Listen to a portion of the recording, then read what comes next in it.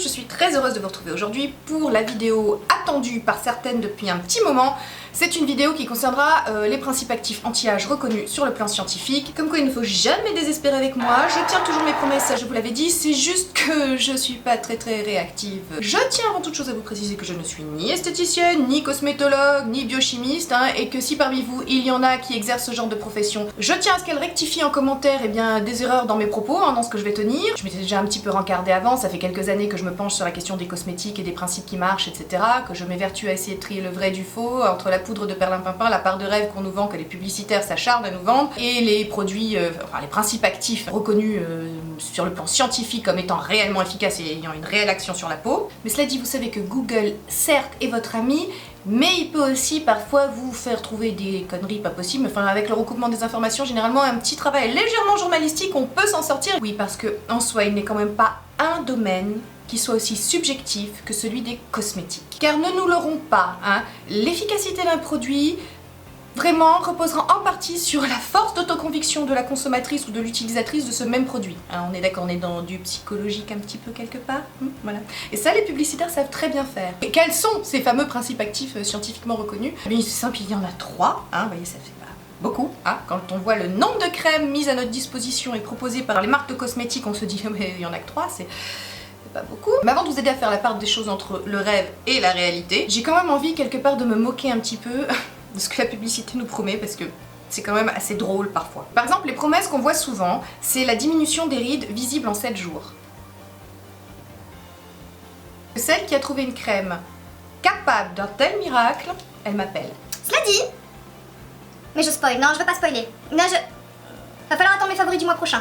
J'ai un produit presque miracle. Bon, ouais. Moi quand j'étais jeune, par exemple, je me suis inscrite dans des labos comme ça pour être testeuse. Voilà, vous pouvez tester un produit puis vous êtes un peu rémunéré pour ça. Bon, quand vous êtes étudiant, ça vous aide et c'est pas mal. Bon, ils m'ont appelé qu'une fois pour un shampoing parce qu'en fait je n'avais ni une peau imperfection ni des rides, oui, quand on a 20 ans. Mais vous savez comment ça fonctionne en fait? Vous allez dans un labo, on vous file une crème, il n'y a pas de marque dessus, vous savez pas, et on vous fait confiance, on dit voilà, vous allez la tester pendant 7 jours, 15 jours, et puis vous revenez, puis vous remplissez un petit questionnaire, puis vous nous dites ce que vous en avez pensé. Donc généralement la question c'est du type avez-vous vu une amélioration de votre peau en 7 jours? Si vous cochez oui, bah voilà, ah oui, ce produit est efficace en 7 jours. Les utilisatrices ont pu constater une amélioration de la peau, des rides, etc. Parfois ils poussent même à prendre l'empreinte de la ride, voilà, avec du silicone ou je sais pas comment ils se débrouillent, et puis ils mesurent ça, mais c'est de l'ordre du micron, du micromètre, c'est rien quoi, c'est au microscope qu'on voit la différence, c'est pas à l'œil nu.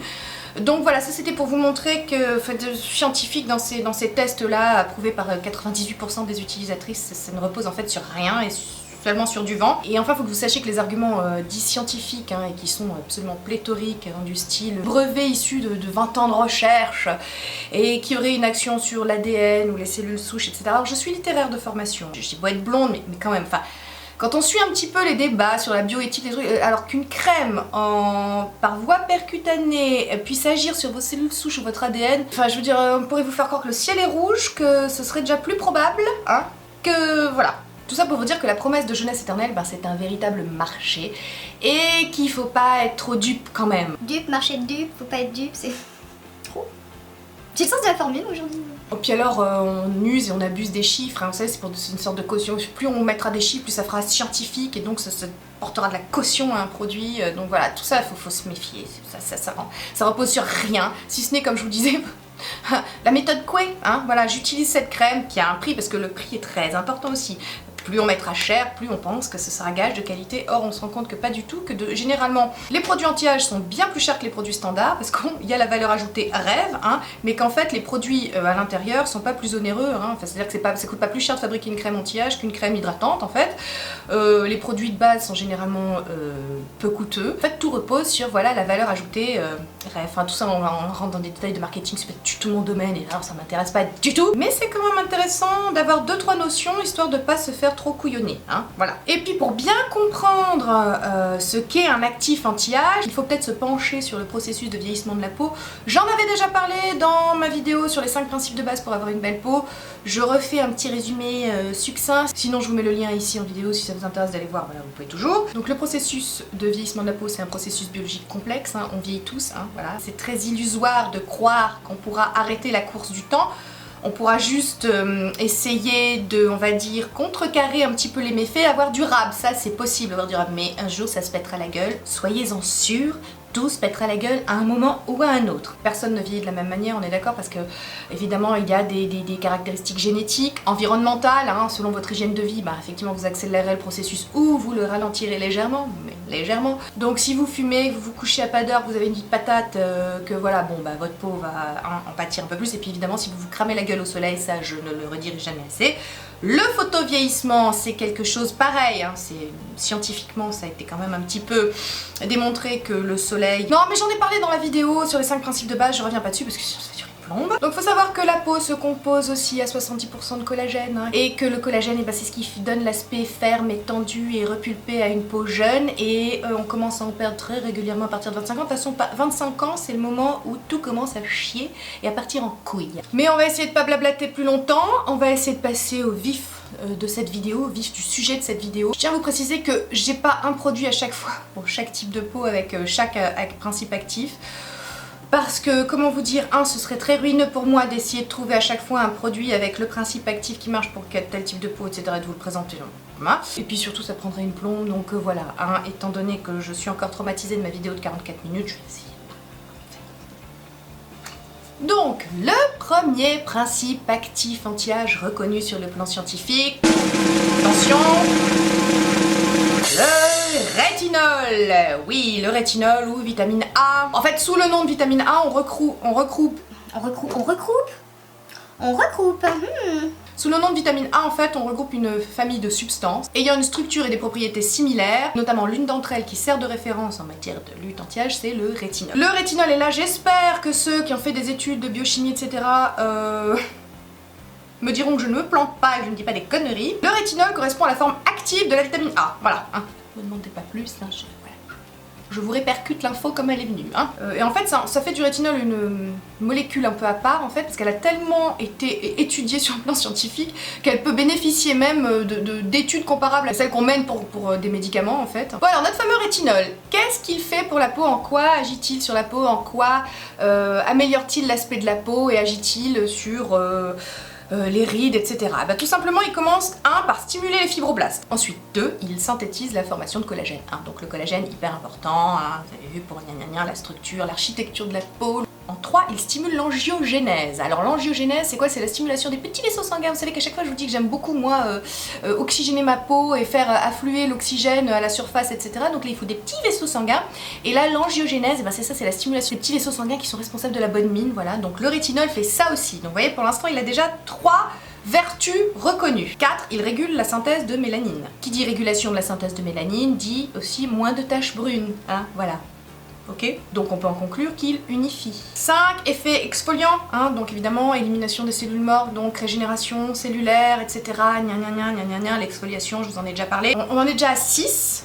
Fort rôle antioxydant. Donc s'il est antioxydant, on va dire qu'il limite les radicaux libres et donc la mort des cellules, etc., etc. Si je dis des conneries encore une fois, vous me rectifiez en commentaire, ça aidera tout le monde. Et moi je mourrai moins con. Alors le 7ème, c'est qu'il agit aussi sur les cellules de Langerhans. Alors moi j'étais étonnée parce que les cellules de Langerhans, jusqu'ici, j'ai toujours cru que c'était dans le pancréas, mais apparemment on en a dans la peau, je sais pas. Donc c'est ce qui stimule le système immunitaire de... Bon bref, c'est étonnant, enfin bon voilà. En 7, donc action sur les cellules de Langerhans, voilà. On en est déjà, je crois qu'on en est à 8.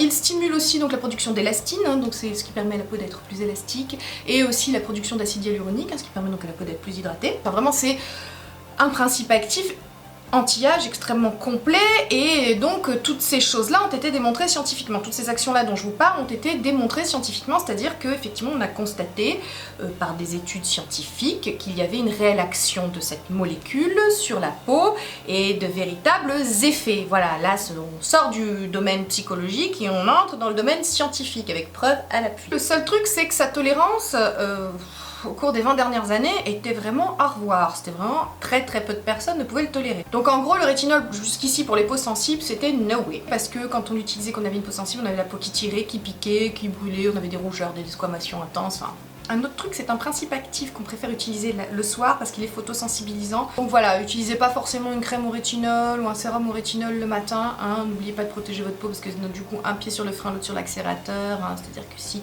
vous sortez avec une crème au rétinol en plein soleil, non, les effets ne seront pas... non. Et ça a été aussi une molécule phare chez les dermatologues, ça l'est toujours parce que ça joue vraiment sur les microcassures du derme.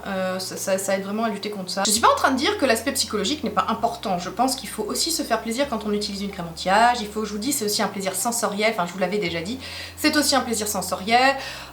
Si on se fait plaisir, je crois que ça aura de toute façon une action sur notre bien-être et donc quelque part sur nos rides et l'aspect de notre peau. C'est bien aussi de se dire que dans ce cas-là, le plaisir, on peut le trouver aussi à moindre coût hein, que foutre 150 € dans une crème qui sera pas forcément plus efficace qu'une autre. Ou... Voilà, c'est juste histoire de pas être prise pour trop des cruches non plus. Deuxième principe actif anti-âge reconnu sur le plan scientifique, c'est celui que j'adore, celui que je tolère, que j'aime, que depuis que je l'ai découvert, je ne jure que par lui, je vous en rebats les oreilles à chaque vidéo, enfin voilà, vous en entendez parler, c'est la vitamine C. Oui, la vitamine C, merveilleux produit, merveilleuse molécule qui est nécessaire à la synthèse du collagène. Là encore, le collagène, on en parle. C'est un important antioxydant également, hein, donc la lutte contre les radicaux libres, voilà. Donc, un peu pareil que le rétinol, hein, tout ça pour éviter, si vous voulez que tout ça ne se casse la gueule, il faut à un moment stimuler les fibroblastes, hein, comme le rétinol le faisait, et bien la vitamine C le fait aussi. Et donc en restaurant le relief cutané, bah, ça permet une amélioration de l'aspect de la peau. Hein. Vous savez aussi que par exemple, bah, moi le produit que j'utilise à base de vitamine C, c'est le sérum C20 de la marque OST. Hein. Si vous n'êtes pas au courant, c'est vraiment que vous venez de débarquer sur cette chaîne. Donc une petite couche ne fait jamais de mal, j'en rajoute encore, mais ce sérum marche aussi sur toutes les imperfections, ça affine le grain de la peau, la vitamine C c'est vraiment mon principe actif chouchou et qui marche réellement. J'ai découvert la vitamine C en décembre par l'intermédiaire du sérum C20 de la marque OST. Avant j'utilisais pas de crème à la vitamine C, avant j'utilisais pas de produits anti-rides de toute façon, donc j'ai commencé on va dire à 38 ans, voilà, utiliser des produits anti-âge. Avant j'hydratais ma peau, évidemment. Je faisais attention au soleil, pas de clope, pas une vie de patachonne, donc ça aide aussi. Mais c'est donc la première fois que j'utilisais un principe anti-âge dédié à cela, on va dire, et là j'ai vraiment vu des effets, c'est-à-dire que je connais extrêmement bien ma peau, j'en prends soin, je la regarde à la loupe, et vraiment... j'ai pas eu besoin d'études scientifiques pour me démontrer que c'était un principe actif efficace. C'est pour moi le principe actif dont je ne pourrais plus me passer. Cela dit maintenant aussi, depuis que j'ai découvert ce fameux produit dont je vous parle... Si vous n'avez pas compris qu'il faut pas rater ma vidéo sur les favoris, je sais pas. Je précise qu'il faut l'utiliser par voie topique et pas par voie orale. Par voie orale, j'ai envie de vous dire, ça marche pas. Non, parce que s'il fallait que ça marche, il faudrait qu'elle soit liposoluble. Or, on vous vend de la vitamine C effervescente qui est hydrosoluble. Vous faites pipi, en fait, c'est tout. La vitamine C aussi contrecarre les effets du photovieillissement hein, en diminuant les taches brunes, etc. Pareil, hein, ça joue aussi sur cet aspect-là. Et je vais terminer par le troisième principe anti-âge reconnu sur le plan scientifique. Alors là, je dois vous dire que celui-ci, je le tolère pas du tout. Non, parce qu'il faut savoir que ces choses... étant reconnu sur le plan scientifique et donc ayant une action réelle sur la peau, parfois c'est tellement stimulant et voilà que du coup moi ça m'arrache la gueule. Donc n'attendons pas plus. Le troisième, qu'est-ce que c'est? Eh bien ce sont les acides de fruits. Alors je sais que c'est très efficace parce que je le sais, ça fait des trucs sur ma peau donc on voit qu'il y a une efficacité, mais moi ça me file des boutons, des réactions mais comme ça épidermiques. C'est tellement en fait stimulant sur le plan renouvellement cellulaire que du coup je sais pas, ma peau elle s'emballe, elle part en live, elle est complètement... Bref, c'est flippant. Donc alors j'essaye à peu près tous les 4 ans comme ça en me disant oh peut-être les formules ont changé, c'est comme avec le rétinol, ils ont associé les principes actifs entre eux et du coup je vais pouvoir bénéficier des bienfaits des acides de fruits. Mais en fait non, hein. Non, never, jamais. La dernière fois que j'ai essayé c'était en septembre dernier, donc c'était il y a 1 an. Donc trêve de blabla, les acides de fruits, qu'est-ce que c'est? Eh bien ce sont des acides naturels ou synthétiques qui sont utilisés en dermatologie pour la propriété exfoliante et stimulante pour la peau comme je vous le disais. Donc on compte 2 types d'acides de fruits, les AHA et les BHA. Les AHA qu'on appelle pour simplifier les acides de fruits ce sont les alpha-hydroxyacides et les BHA ou bêta-hydroxyacides, eh bien en fait c'est l'acide acétylsalicylique. Est-ce que quelqu'un se souvient du sketch des inconnus sur l'acide acétyl à la clinique Velpo? Voilà. Alors que font les AHA, hein, les acides de fruits? Ils stimulent le renouvellement cellulaire, ça je vous l'ai dit, hein, vraiment en l'exfoliation à fond, bah, ça stimule le renouvellement cellulaire. En 2, ils augmentent l'élasticité de la peau. En 3, ils diminuent la profondeur des rides. Alors j'ai jamais pu les essayer aussi longtemps jusque là parce que je fais des réactions absolument presque instantanées. Donc ils estompent les taches de vieillesse, nana aussi, hein. Toujours un peu la même chose finalement, hein. Principe anti-âge, bah ça doit faire quoi? Ça doit contrecarrer les effets du vieillissement. Le vieillissement c'est quoi? C'est une peau qui se ride, c'est une peau qui est moins hydratée, c'est une peau qui a des taches sur la peau et qui donc est moins unifiée. Voilà, donc tous ces principes actifs là, qu'est-ce qu'ils vont? Ils luttent contre ces effets là, contre les méfaits du vieillissement. Je sais plus, j'en étais 4-5, je sais plus, donc ils uniformisent la peau, ça je vous l'ai dit. Ils favorisent aussi l'hydratation de la peau, et aussi ils ont une petite action purificatrice sur la peau puisqu'ils éliminent un peu de sébum aussi, et donc les impuretés, etc. de la peau. Voilà, c'est un plus, hein, et c'est pour ça que pour les peaux à tendance acnéique, ça peut être pas mal aussi du coup. Parce que ce qui marche un peu, on va dire, contre le vieillissement marche généralement pour les peaux imperfections, c'est rigolo, c'est bon. Tout ça, ce sont les deux faces d'une même médaille. Alors j'ai pu voir que les acides de fruits n'étaient pas contre-indiqués avec une exposition au soleil, j'étais très étonnée, mais en fait, comme ils ont tendance à affiner le grain de la peau est plus sensible aux UV, il faut de toute façon mettre une protection solaire. Mais ça j'ai envie de vous dire, que vous utilisiez des principes photosensibilisants, soit rétinol, vitamine C, acide de fruits, enfin peu importe, de toute façon je vous invite à mettre un écran total de mars à octobre, histoire de protéger votre peau tout simplement et de la garder jeune, hein. C'est tout. On les trouve dans des crèmes aussi en différentes concentrations, hein. Ça va de 5 à 15 je crois, 5 à 15% il me semble, bah, c'est en fonction effectivement de la sensibilité de votre peau, mais moi même à partir de 5%, je tolère pas du tout. Si vous avez la chance de tolérer, bon, essayez de voir, commencez peut-être par une crème à 5% si vous êtes vraiment tenté par ce principe-là, voilà, avant de passer directement à une crème à 15%, parce que ça vous évitera peut-être des désagréments, c'est mieux. Donc parmi les acides de fruits utilisés et reconnus et plébiscités, on va dire, par les dermatologues, vous avez l'acide glycolique, je sais les dermatologues s'en servent pour faire des peelings aussi, mais l'acide glycolique on le retrouve dans des crèmes. Et je sais pas si vous connaissez la marque Neostrata, mais voilà, elle utilise beaucoup l'acide glycolique dans ses crèmes et c'est une marque très reconnue. Moi j'ai pu tester, alors effectivement, il y avait une crème que je tolérais pas trop mal de cette marque là, Neostrata, voilà, parce c'était une crème pour peau sensible justement à base d'acide glycolique. Donc l'acide glycolique, comme tous les acides de fruits, a une action exfoliante et donc améliore l'aspect de la peau, le grain de la peau. Mais il a aussi une action spécifique, c'est-à-dire qu'il casse la colle intercellulaire. Il relie les cellules mortes entre elles. Donc, en permettant ainsi de les éliminer de la surface de la peau, vous voyez, il participe activement encore plus à la régénération cellulaire. Si j'avais pas dit un bon million de fois ça, régénération cellulaire. En même temps, tu dis quoi toi pour régénération cellulaire? Renouvellement cellulaire. Ok, ça m'étonne. Ensuite, renaissance de tes cellules. Donc un autre acide, effectivement, qui a une incidence sur l'aspect de la peau, c'est l'acide lactique, qui lui est dérivé du lait. Celui-là est plutôt non irritant, hydratant et non allergisant, et bon bah vous connaissez hein, les bains au lait d'ânesse, hein, plébiscité par Cléopâtre et compagnie, donc voilà, bon bah tout simplement parce que l'acide lactique, voilà, a une action sur la peau. L'acide citrique, hein, qui est dérivé du citron, celui-là on le trouve très souvent dans les crèmes parce que c'est un stabilisateur du pH des crèmes, voilà. Et qu'en plus il redonne de l'éclat, mais bon, hein, le citron, ça peut être irritant, hein, donc l'acide citrique potentiellement est irritant, donc voilà. On trouve aussi dans les crèmes de l'acide malique, qui est dérivé de la pomme, qui est antioxydant, mais qui est potentiellement irritant lui aussi, bien qu'il soit hydratant. Alors un nouvel acide dont je le vois beaucoup passer dans les cosmétiques aussi, c'est l'acide kojique qui lui est dérivé d'un champignon apparemment. Et en fait lui on l'utilise comme dépigmentant pour la peau, enfin voilà, il a une action sur les taches de vieillesse, les taches brunes, parce qu'en fait il inhibe la tyrosinase qui est une enzyme qui déclenche si vous voulez la production de mélanine. Donc voilà, donc en gros en inhibant la production de mélanine vous aurez moins de taches brunes, c'est-à-dire qu'il lui il faut l'utiliser en amont, hein, avant que le mal soit fait. Voilà. Bon mais c'est important aussi de parler des concentrations des dosages parce qu'apparemment, enfin moi j'ai pu tomber aussi sur des principes reconnus comme étant anti-rides mais en fait qui étaient délétères, hein, qui avaient une action délétère sur la peau. Donc lui, l'acide kojique, pas plus de 1% dans une crème, parce qu'après sinon voilà, ça peut y avoir des effets secondaires qui sont pas très bons. On le trouve aussi dans de nombreux peelings apparemment, mais il peut être aussi potentiellement irritant. Donc voilà, les acides de fruits, comme je vous disais, il faut tester, il faut savoir si on est sensible ou pas à leur action. Mais je sais que ça fait des merveilles. J'ai des amis qui ne jurent que par eux, qui ont des peaux magnifiques et veloutées. Et je me dis qu'elles ont bien de la chance, mais que heureusement, moi, il me reste la vitamine C, hein, voilà, et depuis peu le rétinol. Les acides de fruits, bah, je suis privée de leur vertu parce que tout simplement ma peau supporte pas. Donc faut vraiment tester avant. Faut savoir si on est réceptif à leurs bienfaits ou pas du tout, voilà. Faut que vous sachiez aussi un truc qui est quand même absolument détestable dans les acides de fruits, je dois reconnaître, c'est qu'ils ont tendance, quand vous commencez à les utiliser, à faire sortir toutes les imperfections de la peau. Donc vous mettez à bourgeonner comme c'est pas permis, ça passe après. Chez certains ça passe jamais, genre moi. Moi ça me fait juste une peau de merde dégueulasse. Non, c'est-à-dire qu'entre les boutons que ça me donne, j'ai une peau géniale. Voilà, donc j'ai envie de vous dire, potentiellement on a fait le tour.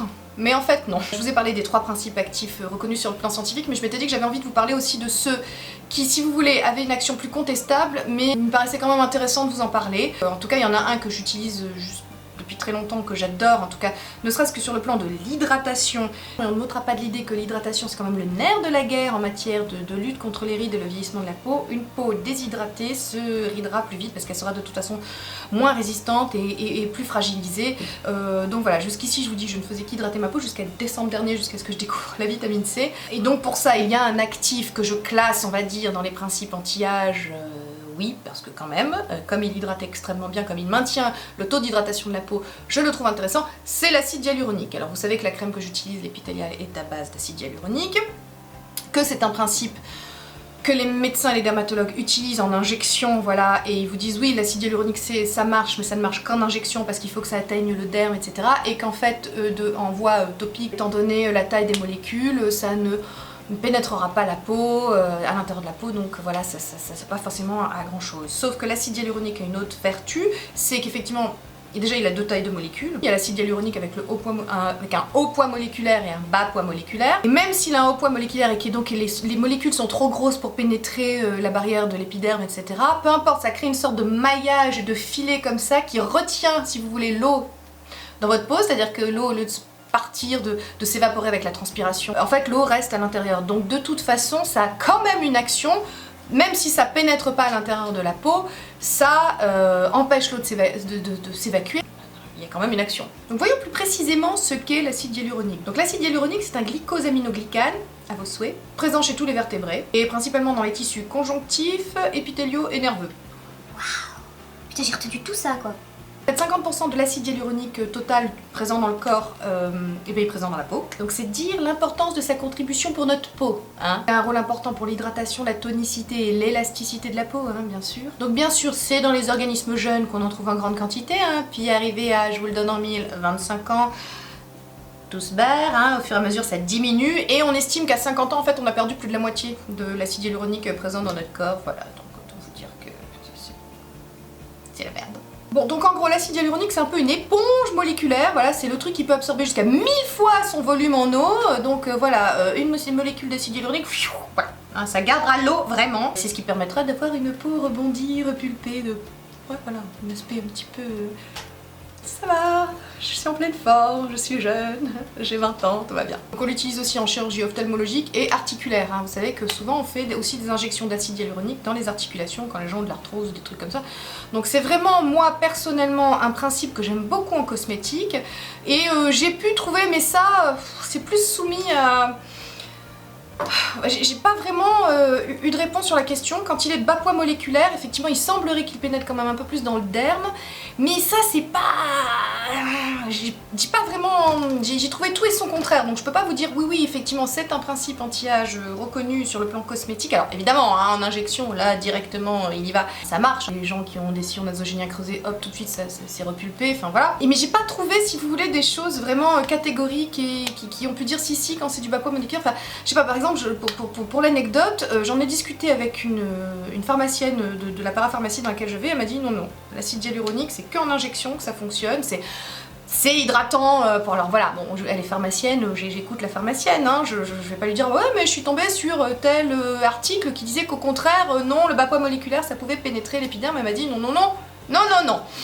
Voilà, donc je vous dis, a priori, on lui reconnaît quand même la vertu d'agir comme un filet, voilà, qui retiendrait les molécules d'eau à l'intérieur de votre peau, qui les empêcherait de se barrer, hein, donc bon, voilà, c'est déjà, moi je trouve que c'est déjà bien, hein, parce que quelque part aussi, ça rendra pas votre peau paresseuse, c'est-à-dire que ça lui apportera pas trop de nourriture, ça l'obligera à, à garder sa propre nourriture, à se... ça la stimulera, quoi, donc voilà. Alors, vous avez vu pour l'hydratation, mais il a aussi, et ça par contre, je pense, enfin voilà, il y a plusieurs articles sur lesquels je suis tombée qui allaient dans ce sens, et qu'il a aussi une action sur la cicatrisation de la peau, donc quelque part une action réparatrice. Ça a été un peu démontré, donc c'est une action supplémentaire et qui peut jouer effectivement dans la réparation cellulaire et tout ça, donc voilà, c'est un truc en plus. Enfin, moi personnellement, c'est quelque chose dont je pourrais pas me passer dans ma routine, c'est-à-dire il y a deux principes, il y a la vitamine C et l'acide hyaluronique, ce sont vraiment deux principes dont j'ai besoin dans mes routines parce que je sais que ça fait du bien à ma peau, en tout cas elle se porte mieux avec que sans. Donc voilà, alors pour la vitamine C ça a été démontré scientifiquement, pour l'acide hyaluronique, est-ce que c'est du pipeau, de la méthode Coué, de l'autoconviction, ce que vous voulez? peu importe, moi j'y trouve mon compte, donc voilà. Il y a une autre particularité de l'acide hyaluronique dont je voulais vous parler, c'est son extrême tolérance par rapport par exemple aux autres principes actifs susmentionnés précédemment. Il est non allergène, il est extrêmement bien toléré et ça c'est important. Voilà, je trouve c'est important de le noter et de le signaler. Ah, et un truc aussi, c'est que avant on le synthétisait à partir des crêtes de coq, hein, donc ce qui fait que c'était pas du tout cruelty free, hein, voilà, ni végan tout ça. Sauf que maintenant ils ont réussi à le synthétiser grâce à un processus de fermentation bactérienne, je crois. Enfin voilà, donc voilà, vous trouvez de l'acide hyaluronique qui ne provient plus des animaux. Et une autre particularité de l'acide hyaluronique que je tenais à vous signaler aussi, c'est qu'il est non gras et non occlusif, donc il est extrêmement bien toléré par les peaux jeunes et à imperfections et grasses. Et pourquoi je tape des mains, c'est nul. One more time. Disons que l'acide hyaluronique il ratisse large quoi, hein. Il est des peaux grasses en passant par les peaux sèches, les peaux mixtes, les peaux normales, voilà, c'est vraiment... il est polyvalent et multiple, et c'est donc ce qui en fait mon principe cosmétique si vous voulez préférer. Mais il est hydratant plus qu'anti-âge, vous voyez, c'est parce qu'il hydrate extrêmement bien qu'il peut avoir une action anti-âge, mais il n'est pas à proprement parler anti-âge, hein, voilà. Là on entre dans vraiment les trucs si vous voulez qui sont célèbres dans le monde des cosmétiques pour avoir une action, etc. Mais c'est pas scientifiquement démontré, hein. C'est, voilà, là on entre dans quelque part la foi. Les peptides, alors je vous en avais déjà parlé avec dans ma vidéo sur quoi? Sur les produits coréens. Sur le sérum Mison, le Energy Peptide 500, je pense que c'est celui-là. À chaque fois il a un nom à coucher dehors, bon bref. Et j'avais effectivement entendu parler des peptides et donc je voulais essayer les peptides et j'avais commencé par un sérum parce que comme j'adore ma crème hydratante, voilà, ma crème épithéliale, voilà, ça je change pas, c'est la base, je joue sur les principes actifs dans les sérums. Donc j'avais testé celui-ci. J'en ai testé qu'un parce que comme j'ai pas du tout été convaincue par l'efficacité des peptides, enfin je vous avais dit qu'il était bien, qu'il marchait bien, qu'il faisait le job, disons que oui, il avait un léger effet liftant, on va dire, mais c'était pas... Enfin voilà, depuis j'ai testé d'autres sérums dont je suis bien plus satisfaite, qui à mes yeux ont eu plus d'incidence sur ma peau. Donc un peptide, attention, je vous le livre comme ça, hein, c'est un polymère d'acides aminés reliés entre eux par des liaisons peptidiques.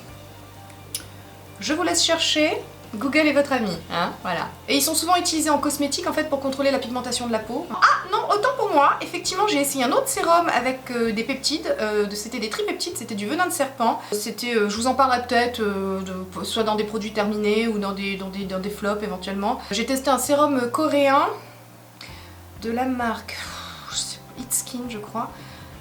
Dérivé du venin de serpent. Alors voilà, ces tripeptides là, du venin de serpent, du venin de vipère ou je ne sais quoi, bref, c'est censé en fait avoir une action décrispante, voilà, sur les rides, c'est à dire que les rides d'expression tout simplement se décrisper, se défroisser, vous aurez une peau plus lisse et un visage plus frais et reposé. J'ai pas été du tout convaincue là non plus, donc vraiment les peptides, j'ai envie de vous dire sur moi là c'est poudre de perlimpinpin, c'est pipo pipo pipo. On pourra plus me vendre une crème avec l'argument les peptides, ça a été démontré. Voilà. En revanche, il y en a un autre, un peptide qui vient d'arriver il y a quelques années, qui est issu du fruit de la recherche de genre 25 ans. C'est un peptide qui s'appelle le Matrixyl. Alors celui-là, c'est un nom qui revient assez souvent quand on commence à s'intéresser un petit peu aux cosmétiques et à faire des recherches. Donc le Matrixyl, c'est même un ingrédient cosmétique qui a reçu le grand prix de l'innovation, si vous voulez, comme étant le principe actif cosmétique étant le plus révolutionnaire de ces 25 dernières années. Vous voyez le truc? Donc on n'en trouve pas partout, des crèmes au Matrixyl. J'ai pas encore pu tester, cela dit, vu ce que j'en ai lu sur le net, ça me donnait pas mal envie de tester un produit à base de Matrixyl. Je cherche encore un truc pas trop compliqué, pas à perpète les ouilles, quelque chose d'assez, on va dire, sécuritaire hein, quand même. Je trouve que c'est une molécule voilà, issue des laboratoires français. Hein, voilà, cocorico. Et le Matrixyl est donc censé permettre de reconstituer clairement le tissu conjonctif. Voilà, carrément, car on parle de reconstitution, tu vois. Donc clairement, ça fait rêver un peu. Hein, voilà. Bon, alors, est-ce du rêve ou est-ce vraiment une prouesse scientifique? Je sais pas, quand je testerai, je vous dirai si je trouve, si j'ai envie, si voilà, parce que pour l'instant, je vous dis, j'ai découvert un petit truc, voilà, que je suis pas prête d'abandonner non plus. On verra bien. Au cours de mes recherches, je suis tombée aussi sur un principe actif qui est vendu dans des crèmes, particulièrement aux États-Unis en fait. C'est le DMAE, sous-entendu le diméthylaminoéthanol.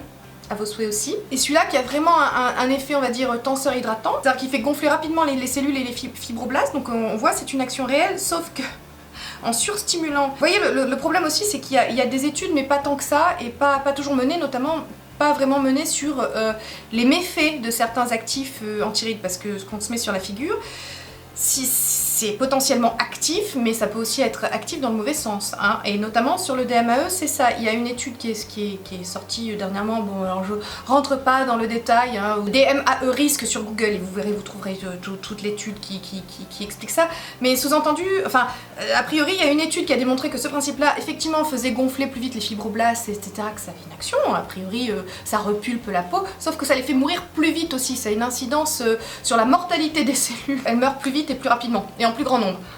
Alors celui-là, autant vous dire que je vais commencer à regarder quand même les crèmes que j'achète, histoire qu'ils soient pas dans le dans la liste des... Mais a priori, bon, dans les crèmes que j'ai ou les sérums que j'ai, il n'y en a pas. Donc voilà, ça c'était vraiment une petite parenthèse, mais je tenais à la mettre quand même dans cette vidéo parce que bon, ça peut faire flipper parfois. Je tenais aussi à vous parler des huiles végétales et de leur action effectivement anti-âge sur la peau. L'une d'entre vous m'avait donné le lien de la vidéo de Julien Québec qui en parlait extrêmement bien et qui expliquait en quoi, si vous voulez, la peau avait plus besoin de gras et d'huile végétale que d'eau et donc de crème à base d'eau qui était hydratante, etc. Je vous mets effectivement le lien de sa vidéo en barre d'infos ou ici je ferai une incruste, enfin voilà, histoire que vous alliez voir et que vous compreniez, parce qu'il expliquait déjà très bien, je vais pas réexpliquer en moins bien, hein. Mais effectivement après avoir vu sa vidéo, je comprends pourquoi effectivement mon contour des yeux se porte beaucoup mieux depuis que je mets une huile végétale dessus le soir et le matin. Cela dit, je dois quand même préciser que les huiles végétales sur le reste du visage, j'ai essayé, voyant les miracles que ça faisait sur mon contour des yeux, je me suis dit bon bah voilà, c'est le secret, c'est le miracle. En fait il faut effectivement arrêter d'utiliser des crèmes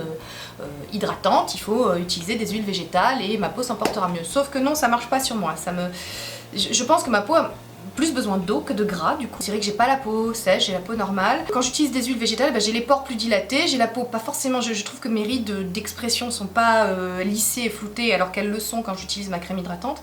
Enfin le matin au réveil en tout cas. Après c'est vraiment en fonction de votre type de peau, c'est à vous de trouver ce qui va mieux, mais je sais qu'il y a des personnes, et souvent vous me le mettez en commentaire, moi j'utilise une huile végétale, point barre, l'huile de jojoba, l'huile de rosier musqué, tout ça, et ça marche très bien, et tant mieux, parce que du coup c'est un gain de temps, un gain d'argent, et si votre peau est réceptive, si vous voulez, aux huiles végétales, tant mieux.